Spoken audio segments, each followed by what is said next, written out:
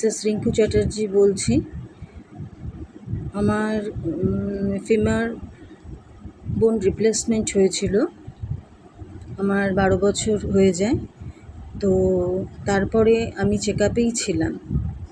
তো আমাকে তখন ডক্টর যে আমার অপারেট করেছিল সে বলেছিল যে সমস্যা হলে তবে তাকে গিয়ে দেখাতে। তবে আমার কিছু কিছু সমস্যা মোটামুটি 10 বছর পর থেকে একটু কিছু কিছু সমস্যা দেখা দেয়। তো তখন আমি চেক আপে যেতাম, তাতে উনি ফিজিওথেরাপি মানে সাজেস্ট করতেন। তো আমি ফিজিওথেরাপি করতাম। তো তারপরে আমার পুরোপুরি ভালোই ছিলাম। তারপরে 1 বছর পরে আবার আমার রিসেন্টলি কিছু সমস্যা দেখা দিয়েছে। আমার পাটা স্টিফ হয়ে যাচ্ছিল।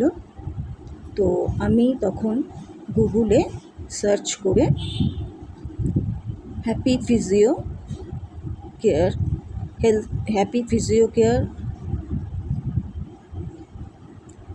বলে একটি ইনস্টিটিউটের সাথে যুক্ত হয়ে আমি সুদীপ্তার সাথে কনসাল্ট করি। তো সুদীপ্তা আমাকে সাজেস্ট করলো। সুদীপ্তা আমাকে কেয়ারেবলভাবেই সব কিছু করিয়েছে আজ 10 দিন। তো আগের থেকে আমি অনেকটা বেটার আছি। তবে যে সমস্যাগুলি ছিল এখন অনেকটা কমে গেছে, আর সেজন্য আমি খুব কৃতজ্ঞ। Thank you happy physio care. এটাই আমার বলার ছিল। আর